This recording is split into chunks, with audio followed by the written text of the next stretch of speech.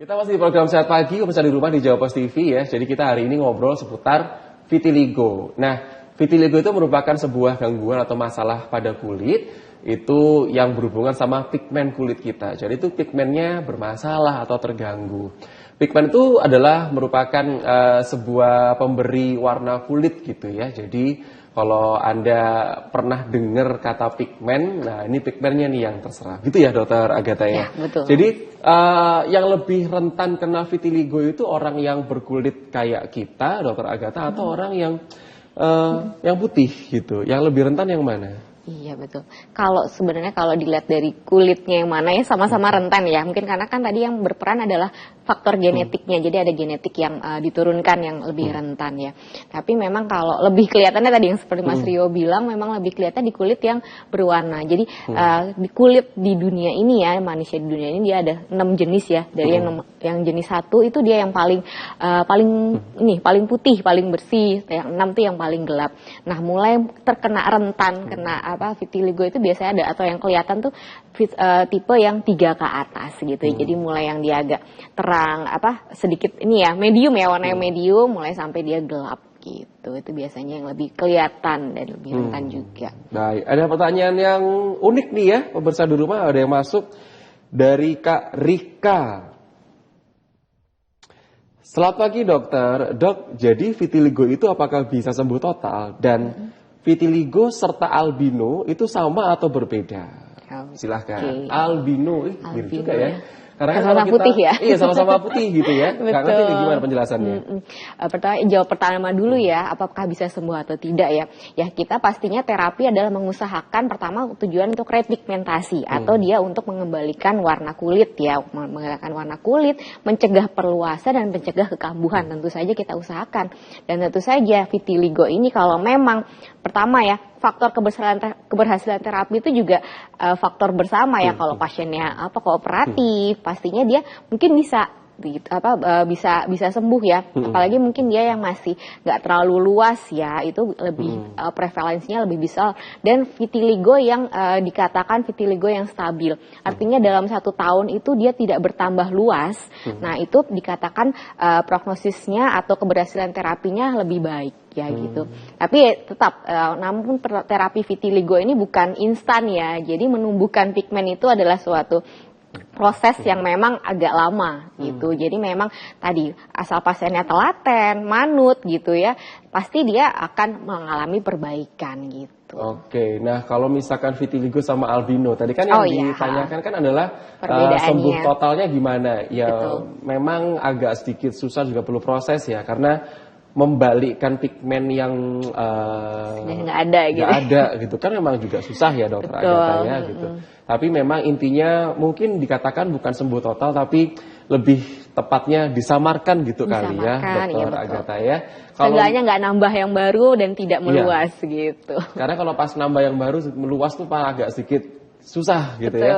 Tapi kalau albino sama vitiligo itu hal yang berbeda atau sama dokter? Ya betul. Sebenarnya hal yang berbeda ya Mas ya, karena kan memang dari genetiknya juga beda. Kalau albino ini adalah memang juga penyakit keturunan ya, di mana memang sel penghasil pigmen atau melanosit tadi tidak ada atau sangat sedikit. Dan ini di keadaan klinisnya itu dia putihnya tuh hampir seluruh badan bahkan ya, sampai dia ke mata, iris mata, warna rambut itu dia juga atau semua yang mengandung pigmen itu dia berubah menjadi lebih terang. Nah itu albino ya. Sedangkan vitiligo ini dia tempatnya memang masih ada warna kulit yang normal. Kalau albino itu dia sama sekali memang nggak ada pigmennya. Jadi semuanya rata warna terang. Jadi tidak ada warna kulit yang normal. Gitu. Jadi memang perbedaannya itu adalah kalau albino dia itu pigmennya nggak ada sama sekali bisa di rumah. Jadi makanya sampai rambut, ke bagian mata juga ya. Itu nanti warnanya akan sangat berbeda dari orang normal kebanyakan seperti itu. Tapi kalau vitiligo itu pigmennya masih ada, cuman di bagian tempat itu dia pigmennya rusak atau hilang. Nah makanya nggak semua anggota tubuh yang terkena vitiligo itu pasti akan berubah warna. Tapi kalau albino itu semuanya pasti akan berubah karena pigmennya nggak ada. Jadi apakah sama atau tidak? Bisa dibilang tidak sama, cuman yang diserang sama-sama ya pigmen tadi. Betul. Masalahnya di situ. Cuman kalau vitiligo itu dia masih ada pigmennya, yang sebagian rusak, yang sebagian tidak rusak. Nah, kalau untuk penanganannya pun juga berbeda. Kalau albino kan memang keturunan pure ya, Dokter Betul. Agatha ya.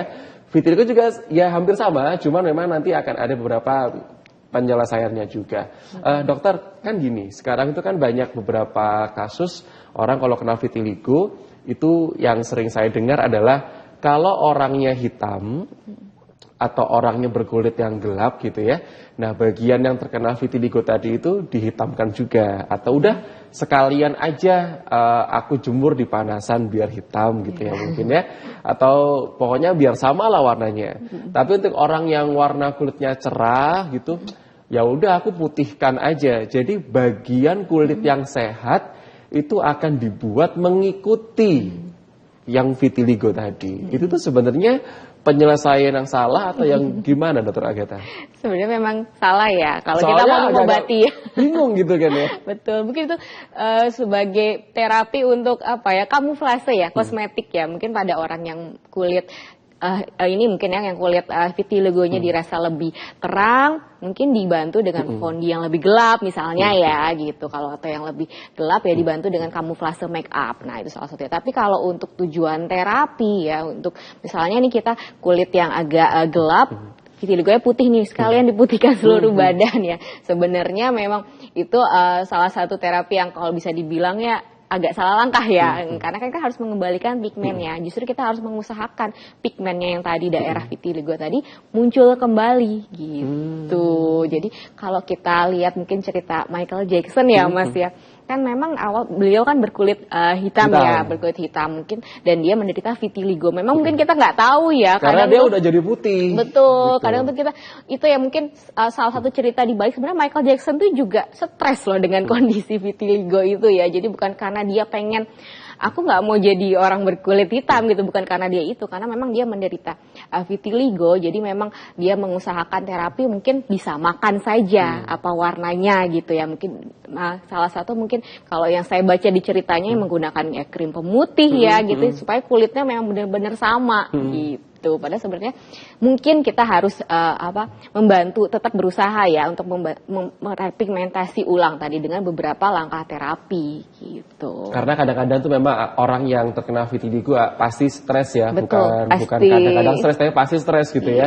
Tapi Dokter Agatha, ini kalau kita bicara seputar vitiligo di gejala awal gitu ya, apa yang bisa menjadi tanda-tanda adanya muncul mulai vitiligo gitu dokter, supaya mungkin orang tua ya yang punya anak-anak kecil gitu ya, karena kan vitiligo itu bisa nyerang umur berapa aja. Betul. Jadi ketika orang tua ngelihat oh ini kayaknya vitiligo, itu seperti apa tanda-tanda awalnya tuh biasanya gimana? Iya betul. Kalau vitiligo ini ditandai dengan memang bercak putih susu ya, kita katakan putih susu. Jadi beda dengan bercak putih kalau kita bilang tadi ya ke arah panu ya. Nah kalau misalnya bercak putih ke arah panu itu kan biasanya memang dia putihnya bukan putih banget seperti kalau kita lihat ya di gambar vitiligo ini ya.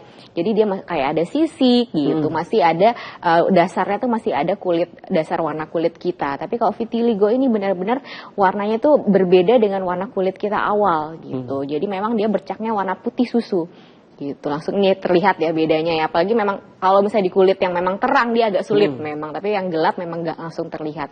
Biasanya mungkin kalau di anak mungkin ada di satu daerah dulu kecil, kita harus notice ya itu, dilihat untuk jenis dari bercaknya gimana, lalu dilihat pelebarannya, apakah dia terasa makin lebar gitu, ataukah ada muncul di tempat lain juga. Nah begitu ada tanda-tanda itu sebaiknya memang dibawa langsung aja konsultasikan ke dokter spesialis kulit ya. Jadi kita bisa lakukan terapi awal yang mungkin juga nanti hasil terapinya akan lebih bagus ya kalau kita lakukan terapi di awal, lebih awal maksudnya.